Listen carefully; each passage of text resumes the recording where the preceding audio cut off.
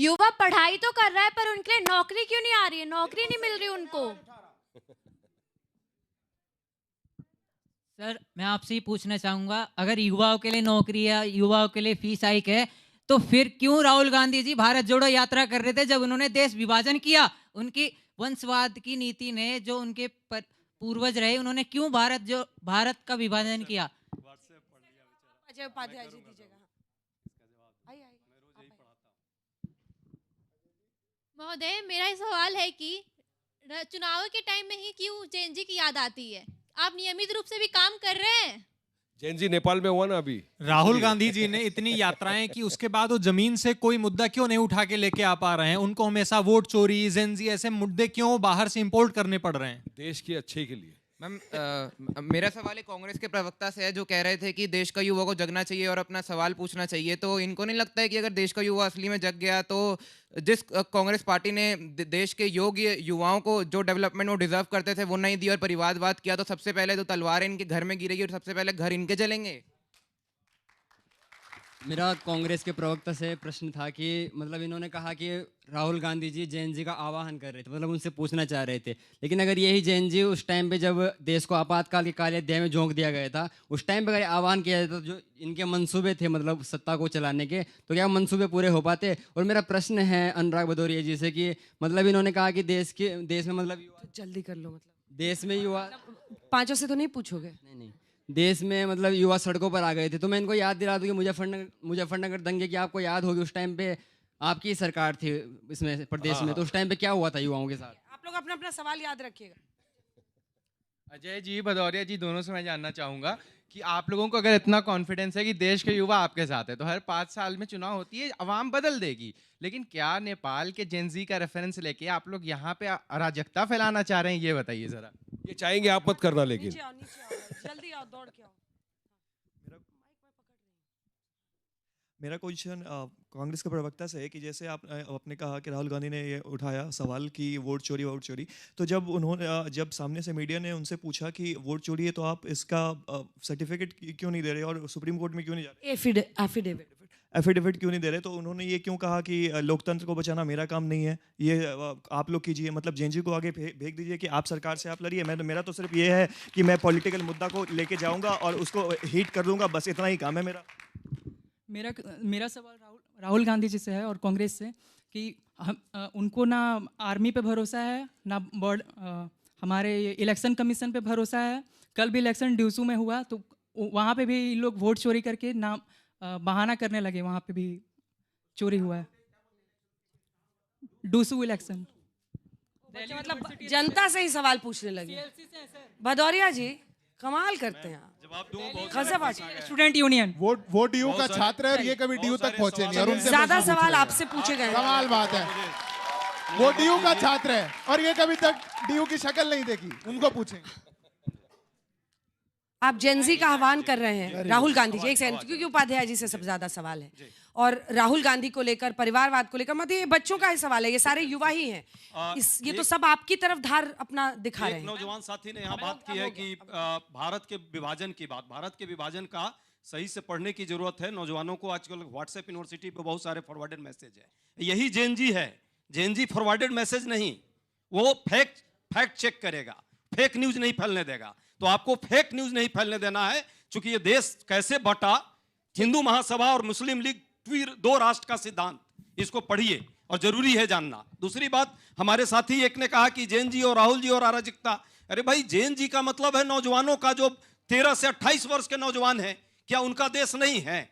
क्या उनकी ड्यूटी नहीं है? क्या इस देश में 1 रुपए, क्या है 1 रुपए का सिक्का है, 1 रुपए के इस सिक्के पे 1000 एकड़ जमीन किसी को दे दी जा रही है। बिहार में 10 लाख पेड़ काट दिए जाते हैं और ये मोदी जी का मित्र है। कौन है? गौतम अडानी, गामा पहलवान। क्या उस पर जवाब और सवाल नहीं होना चाहिए? ये क्या दिक्कत है इसमें? हम सवाल चाहते हैं कि आप कीजिए, लोकतांत्रिक तरीके से कीजिए, संविधान को दिल में लगा करके, इस पवित्र संविधान को के दायरे में रह करके सवाल कीजिए। ये सवाल जायज है। आने वाला भविष्य और आने वाला ये देश आपका है। एक बार मैं आग्रह करूंगा राहुल जी पर राहुल जी के बारे में एक बार मैं आग्रह हमारे करूंगा नेता के बारे में जितने साथी हमारे यहाँ बैठे। अरे भाई 2 सेकंड रुकिए, आपने जवाब सिर्फ 2 सेकंड प्रोफेसर साहब 2 सेकंड सिर्फ 2 सेकंड। अरे भाई आपसे तो प्रश्न ही नहीं कोई पूछ रहा है। भाजपा से ये सोचने की बात है, सारा जनजी आप ही से पूछ रहा है, सारा जनजी आप ही से पूछ रहा है, क्यों देश में आग लगाना चाहते हैं, आप ही से पूछ रहा है। यही देखिए कि सवाल भी विपक्ष के लोगों से पूछने का ये कम से कम इस नौजवानों में क्षमता है, आपने वो भी रोक दिया है।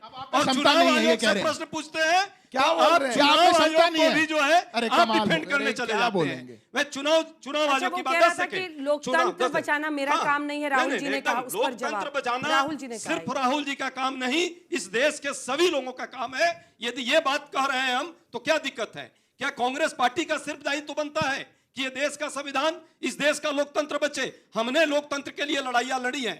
देश के नौजवानों ने उस समय, आपके पुरखों ने, बाप दादा ने लड़ाई लड़ी, तब देश स्वतंत्र हुआ। अब हम सबका ड्यूटी बनता है, तब देश बचेगा। मैंने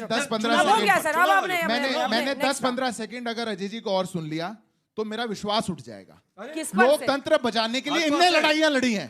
ये अरे आपातकाल लगाने वाले थे, लड़ी है भाई, आपातकाल लगाया, लोकतंत्र की हत्या कर दी, जेलों में बंद कर दिया, ताले लगा दिए, प्रेस और मीडिया पर सेंसरशिप लगा दी, जजेस को अंदर कर दिया, और उसके बाद संविधान बदलने वाले कह रहे हैं लोकतंत्र को बचाने के लिए लड़ाई लड़ी, संविधान को बचाने के लिए लड़ाई। ये पहली बात। दूसरी बार, अभी 1 रुपए का सिक्का दिखा रहे थे, जेनजी बैठे, मैं एक और बात कहूंगा, फिर मैं थोड़ा जेनजी पे बोलूंगा। ये अडानी का नाम लिया, एक बार मैं आग्रह करूंगा इनसे पूछिए और जेनजी पूछे, अगर अडानी में इतनी समस्या है तो आपकी सरकार राजस्थान में क्यों सबसे बड़ा कॉन्ट्रैक्ट देती है? अगर अडानी में समस्या है तो क्यों तेलंगाना में कॉन्ट्रैक्ट देती है? ये जेनजी से दोहरी बात नहीं हो सकती, ये दो तरफ की बात नहीं हो सकती। दूसरी बात, अरे अजय जी रुक जाइए। अभी तीसरी समस्या मैं और बताता हूँ। देखिए अजय जी बहुत अच्छे मित्र हैं, अजय जी, अरे ऐसे नहीं होगा। अजय जी बहुत अच्छे मित्र हैं, अजय जी प्रोफेसर भी हैं, कांग्रेस के नेता भी हैं। देश की आजादी के बाद एक ये समस्या भी रही कि कांग्रेस के लोग ही इतिहास पढ़ाते रहे, इतिहास बनाते रहे, वही किताब छापते रहे और वही हमको बताते रहे कौन ठीक था कौन नहीं। मैं तो बस एक बात कहता हूं अंजना जी, 2014 से पहले 1 लाख से ऊपर देश का युवा सड़कों पे उतरा था। निर्भया से लेकर के करप्शन तक, यूथ अगेंस्ट करप्शन तक, सड़कों पर युवा आंखों में आग लेकर के सत्ता परिवर्तन के लिए आगे बढ़ रहा था। देश में किसी ने आग फैलाने के लिए कोई पॉलिटिकल दल आगे नहीं आया, वो युवाओं की आवाज थी। इनके मुख्यमंत्री ने तब कह दिया था निर्भया जैसा तो होता रहता है। शीला दीक्षित जी का कमेंट है, आप लोग जाके पढ़ सकते हैं। देश के अंदर लाखों करोड़ों के घोटाले थे। अरे आप लोगों की सत्ताओं को तो हटाया ही युवाओं ने, आपके बैठे हुए सत्ता की कुर्सी की टांगे युवाओं ने तोड़ी। युवाओं ने कहा कि हमको करप्शन नहीं चाहिए, हमको परिवारवाद नहीं चाहिए, हमको थोपा हुआ आप लोगों का वो कम्युनिस्ट एजेंडा नहीं चाहिए, हमको चाहिए देश में आगे बढ़ना। जब आप लोग उसका साथ नहीं दे सकते तो आज आप अराजकता कैसे फैला? अनुराग जी, लेकिन इतिहास इस बात की भी गवाही देता है कि अनेकों आंदोलन इस देश में हुए। जेपी का इतना बड़ा आंदोलन हुआ, उसके बाद से न जाने कितने आंदोलन हुए, अन्ना आंदोलन पर आइए, जो भी हो, लेकिन सरकार बदली वोट के जरिए। तो इस तरह की उम्मीद पालना कि सड़कों पर उतरकर और लोग अराजकता फैलाएंगे और ऐसा, ये इंडिया में जनता की ताकत है। तो इस तरह के अगर कोनोटेशन के साथ कुछ उकसाने के लिए कहा जा रहा है तो वो गलत है। उकसाने के लिए कोई बात नहीं कही जाती है। अगर कोई बात कही जाती है तो बात सुनी जाती है, लेकिन यहाँ पे बात सुनी नहीं जाती है, यहाँ चर्चा बनाई जाती है कि कोई बात कह दी गई है तो उसकी चर्चा बनाओ, चर्चा बना के उसकी उस बात को इतना बिगाड़ दो कि तुमने बोला था इसीलिए चर्चा बन गई। अरे बात तो ये हो रही है कि युवा परेशान है, युवा ने, आपने बोला कि पिछली सरकार युवा ने उखाड़ी थी, इस सरकार को भी युवा उखाड़ेगा, क्योंकि युवा के साथ आप अन्याय कर रहे हो। आप जो बोलते हो उसमें टिकते कहां हो? 2 बार आप बोल चुके भ्रष्टाचार, परिवारवाद। क्या सुफिया कुरैशी को आपके मंत्री ने आतंकवादी की बहन नहीं बोला था? तब आपने कार्रवाई की थी क्या? मैं पूछना चाहता हूं आपसे, अरे पूछना चाहता हूं आपसे। इस तरह के इनके नेता जाएंगे पाकिस्तान का मैच बैठ के देखेंगे, अनुराग ठाकुर पाकिस्तान का मैच बैठ के देखेंगे शायद अफरीदी के साथ, और हमारी 26 बहनों का सुंदर उजड़ जाएगा। तब आपकी मैं नहीं पूछना था तब आप कहां जाते हो? दूसरी बात सुन लीजिए, 26 बहनों का सिंदूर उजड़ा तो कह रहे थे पानी और खून एक साथ नहीं बहता है, क्रिकेट मैच एक साथ खेला जाए। वो क्रिकेट मैच खेलेंगे, बच्चा, छोटा सा बच्चा जिसका बाप अनाथ हो गया, बहन जो विधवा हो गई, सोचो मां का बेटा चला गया, क्रिकेट मैच खेलेंगे। क्यों? क्योंकि भैया क्रिकेट मैच में अध्यक्ष कौन है आप जानते हैं। दूसरी बात, क्रिकेट मैच से फिर पैसा कमाएगा पाकिस्तान 40-50 करोड़, फिर जाएगा अपने देश में, फिर आतंकी भेजेगा, फिर हमारे यहाँ बहनों का सिंदूर उजड़ेगा। सवाल है, एक मिनट सुनिए, 2 सेकंड बहुत बोले, भ्रष्टाचार की बात करते हैं, परिवारवाद की 2 सेकंड परिवारवाद की बात करते हैं। अनुराग ठाकुर परिवारवाद से, सिंधिया परिवारवाद से, राजनाथ सिंह का बेटा परिवारवाद से, एनसीपी की पार्टी के साथ सरकार बनाए परिवारवाद से, शिवसेना की सरकार बनाए परिवारवाद से, अखिलेश जी का नाम मत भूल जाना, टीडीपी की सरकार बनाए परिवारवाद से, वहां पे आप पासवान जी की सरकार बनाए परिवारवाद से। परिवारवादियों के साथ सरकार क्यों चला रहे? हटा लीजिए सरकार, हिम्मत है तो हटाइए, आज हटाइए आप। चलिए सिद्धार्थ, खाली राजनीति में झूठ बोल के बहलाना चाहते हैं बच्चों को। एक आग्रह करूंगा, यहाँ सब युवा साथी बैठे हैं मेरे, कंफ्यूज मत होइएगा। हाँ, अच्छा, परिवारवाद नहीं चला रहे, जेंजी पर चल रही थी, परिवारवाद पे नहीं चला रहे, सिखा रहे थे ना बीच में नहीं बोलना चाहिए। परिवारवाद याद दिला रहा हूं बस। अभी देख लिया, दोहरा मापदंड देख लिया, कितना परेशान थे। अभी कंफ्यूज मत होइएगा, मैं फिर बोलता हूं, इनकी साजिश को समझिएगा। अगर भारत बढ़ती हुई एक इकोनॉमी है, 2025 के अंदर भारत दुनिया की 4थी सबसे बड़ी इकोनॉमी बनी और भारत का डंका पूरी दुनिया में बज रहा है। अगर हम आगे बढ़, इनको दिक्कत है, इनको भारत से बढ़ने से दिक्कत है, मैं जानता हूं, ये लगातार बोलेंगे। अंजना जी ऐसे डिबेट नहीं हो सकती, अभी चुप हो जाओगे, 2 ही वर्ड पूछा, बोलते रहना है। ये बूमर है, जेंजी को बोलने दो। बताइए ना, आप ही बताइए महंगाई दर। मैं तो बताऊंगा, पहले महंगाई दर बताइए, पूछूंगा। बीजेपी से अंजना जी, मैं सवाल कर रहा हूँ, मैं छोटी सी बहुत गंभीर बात बोलना चाहता हूँ। अगर भारत के इर्द गिर्द 2.07 है महंगाई दर, भारत के इर्द गिर्द अगर श्रीलंका के अंदर, बांग्लादेश के अंदर, नेपाल के अंदर, म्यांमार के अंदर, पाकिस्तान के अंदर इतना बड़ा षड्यंत्र चल रहा है कि उन ग्लोबल साउथ की इकोनॉमीज को डिस्टेबलाइज करने का प्रयास कर रहा है, आप गफलत में मत रहिएगा कि ये लोग यहाँ प्रयास नहीं कर। अच्छा, मैं भी सवाल इनकी गफलत में मत जाइएगा। ये भारत की ताकत है, और मैं बहुत बड़ी बात कह रहा हूँ, ये भारत की ताकत है। सुनो, आप लोग आनंद लेते हैं, आप लोगों को मजा आता है कि इस देश को कैसे कम किया जाए। आज देश की इकोनॉमी बड़ी हो गई तो दिक्कत हो गई, आपको दिक्कत हो गई। आज दुनिया के अंदर हम 3rd लार्जेस्ट इकोनॉमी बनने जा रहे हैं, तो या तो वेस्ट में किसी को दिक्कत है या इनको दिक्कत। आपको है, कैसे दिक्कत हो सकती है? अच्छा, देश का डंका बज रहा हो, देश में इकोनॉमी आगे बढ़ रही हो, समस्या होगी। ये अंजना जी सुनिए, अभी इन्होंने बहुत डिसाइड कर लीजिए किधर है। मैं बोल रहा हूँ, अभी इन्होंने बहुत राष्ट्रवाद की बात की, जहाँ मुस्लिम मतदाता ज्यादा है वहाँ है बारिश। अभी इन्होंने बात की राष्ट्रवाद की, नेशनलिज्म की, बहुत सारी बात कर दी। इतने बड़े आप देशभक्त होते हो, तो इंडिया ने अपने पड़ोसी मुल्क जो है दुश्मन मुल्क के साथ मैच क्यों खेला? क्यों रुकाया नहीं मोदी जी ने? चलो जवाब दो मेरे को इसका। वो पाकिस्तान जो आतंकवादी को बढ़ावा देता है, वो पाकिस्तान जिसको दुनिया ने कहा कि हाँ पाकिस्तान आतंकवादी को बढ़ावा देता है, और हमारा भारत देश वो भुगतान कर चुका है। हमने 26/11 देखा, हमने पुलवामा देखा, अभी किस तरह से पहलगाम में आके हमारी बहनों का सिंदूर उजाड़ दिया उन लोगों ने, नफसत के नाम पर, पैंट उतार के देख के नाम पर बहनों का सिंदूर उजाड़ दिया। अरे जो टीवी देख रहा होता बेशर्म, मैं उनको बोलना चाहूंगा, तुमको शर्म नहीं आई? जब तुमने टीवी खोल के देखा होगा, तुमको उन बहनों के चेहरे नहीं आए थे जिनके चेहरे सिंदूर उजड़ गए, सुहाग उजड़ गए, और अब यह मैच खेलते रह गए सिर्फ चुनिंदा रुपयों के लिए बीसीसीआई के। अरे बनाने से रुपयों के ऊपर, जहां मेरे भारत देश की मान मर्यादा इमोशन की बात आ जाए। अब बताओ सबसे बड़ा देशभक्त कौन हुआ? वारिस पठान हुआ या बीजेपी वाले हुए? चलो मैं तुमसे सवाल का जवाब चाहता हूं। बोलो देशभक्त। अजय जी, मैं राष्ट्रभक्त हूं,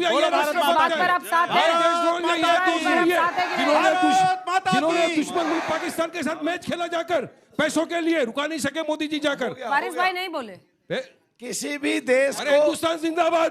और क्या बोलो? जिंदाबाद, जय हिंद। किसी भी एक बार बेचारे जहां से अच्छा हिंदुस्तान हमारा। किसी भी देश को। अरे देशभक्त, भारत माता की जय में क्या दिक्कत है? एक बार वारिस जी ने, एक बार वारिस भाई ने गणपति बप्पा मोरया बोल दिया था, उसके बाद अब जय श्री राम के लिए भी JSR बोलते हैं। अंजना जी, फतवा ही जारी हो गया। देखिए मैं एक बार आग्रह करूंगा, भारत माता की, आप बोलिए भारत माता की। अरे चलिए आगे बढ़िए, टॉपिक से भटका दिया मेरे सवाल का जवाब।